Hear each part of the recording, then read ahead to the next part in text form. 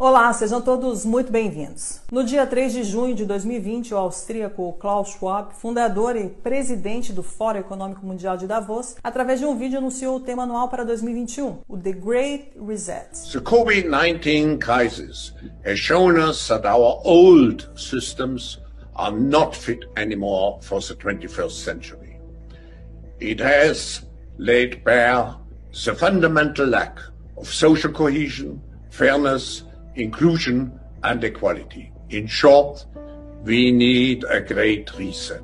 Curiosamente, um modelo muito parecido que vem sendo defendido aí pelo IPCC, que é o International Panel on Climate Change, que é um órgão das Nações Unidas que avalia a ciência relacionada às mudanças climáticas, que tem como garota propaganda Greta Thunberg e seus amiguinhos corporativos como Al Gore e Larry Fink, da Blackwater. Só que essa agenda se encaixa perfeitamente com uma outra agenda. O termo Great Reset se encontra em um documento publicado pela ONU no ano de 2015, onde contém uma análise da situação da população mundial e uma série de propostas. E não é por acaso que este documento é conhecido como Agenda 2020-2030. O tema da Agenda 2030 é um mundo sustentável, que é definido por eles como um mundo de igualdade social, igualdade de gênero, vacinas para todos, através da OMS e da CEP, que é a Coalizão de Inovações e Preparação para Epidemias. Esta é uma organização filantrópica que foi lançada em 2017 pelo Fórum Econômico Mundial, juntamente com a Fundação Bill e Melinda Gates. Eles apelam para o crescimento econômico sustentável, agricultura sustentável, energia sustentável, cidades sustentáveis, industrializações sustentáveis.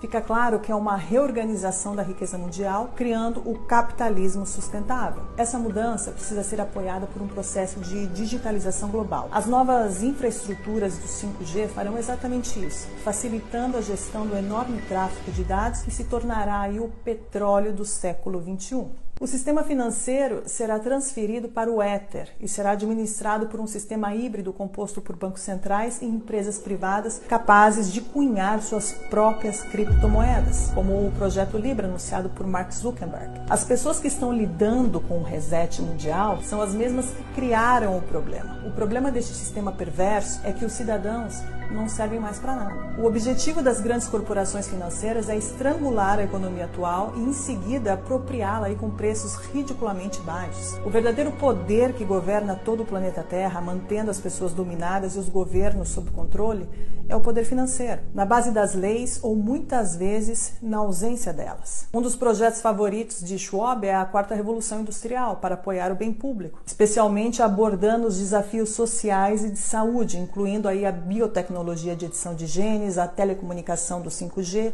e inteligência artificial. David Icke, conhecido por ser o pai do complotismo, já dizia que a Big Pharma e a indústria farmacêutica de biotecnologia não deixam de ser um mal legalizado. É evidente que desse cenário emerge aí uma massa de perdedores, que aumentará de forma incalculável após o desmantelamento do sistema industrial e a digitalização dos serviços. A grande reconfiguração proposta em Davos não parece ser uma resposta ao alcance de todos, mas aparece como uma solução imposta desta elite, destinada simplesmente a proteger os seus próprios interesses. É curioso notar que a chamada pandemia, com suas políticas de lockdown e de medo, facilita e favorece esse grande reset, nos impondo aí uma mudança drástica, desde a remoção do trabalho, permitindo o avanço digital e bloqueando aí o deslocamento das pessoas. A dívida pública mundial aumentará para níveis nunca vistos. Esta é a consequência das políticas econômicas adotadas para fazer frente aos efeitos de restrições devido à disseminação do Covid-19. Os bancos centrais estão injetando grandes quantidades de dinheiro no sistema. Essa ação extraordinária dos bancos centrais está revelando outro grande pressuposto, ou seja, a disponibilidade de dinheiro em circulação não depende de conjunções astrais devido ao acaso, mas depende exclusivamente das escolhas dos políticos. O dinheiro pode ser criado do nada e em quantidades ilimitadas, como estamos vendo. E se no futuro algum político disser que não tem dinheiro, devemos lembrar dos trilhões de euros e dólares criados em um clique durante essa pandemia, acabando também aí com o mito da inflação. Esta agenda globalista traz consigo inúmeras mudanças e o Covid-19 só serviu e está servindo de instrumento para acelerá-la. Mais fechamentos virão, haverá uma onda de falimentos sem precedentes, o congelamento da produção e o desemprego em massa levarão à fome. Motins e revoltas vão estourar pelo mundo todo de acordo com os planos da elite. Os lockdowns levarão inevitavelmente a economia mundial ao colapso e darão origem ao que será a crise econômica mais grave da história da humanidade.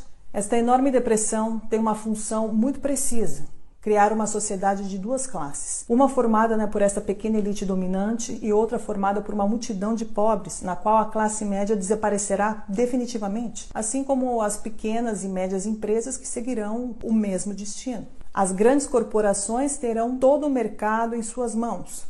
É exatamente esse o objetivo designado pelo Clube de Roma, um dos grupos globalistas mais influentes, fundado e financiado por David Rockefeller em 1972. Com a falta de empregos, as massas não terão alternativas, a não ser aceitar as esmolas do governo para sobreviver. John Perkins, ex-economista, explicou em um de seus livros, Confissões de um Assassino Econômico, o real objetivo do FMI: afundar os países em dívidas que nunca poderão ser saldadas para permitir que grandes grupos privados tenham controle total das economias nacionais. As grandes multinacionais terão domínio absoluto. O globalismo, em outras palavras, quer o fim da propriedade privada. O globalismo avança e com ele o ataque final da nova ordem mundial, onde começa a nos mostrar a sua verdadeira face. Embaixo da máscara deste falso humanitarismo se esconde uma crueldade desumana na forma mais pura do totalitarismo mais perigoso da história, como explica perfeitamente o ex-núncio apostólico Dom Vigano em sua última carta. Esta batalha não é apenas contra as instituições políticas subservientes deste plano.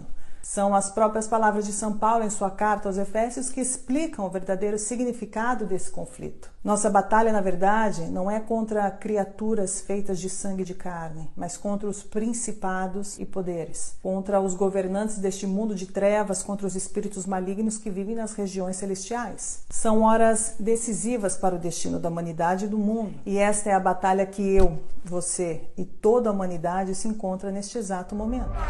È diventato chiaro in questo momento che ognuno di noi è rappresentante di se stesso, perché lo Stato non rappresenta più l'istituzione.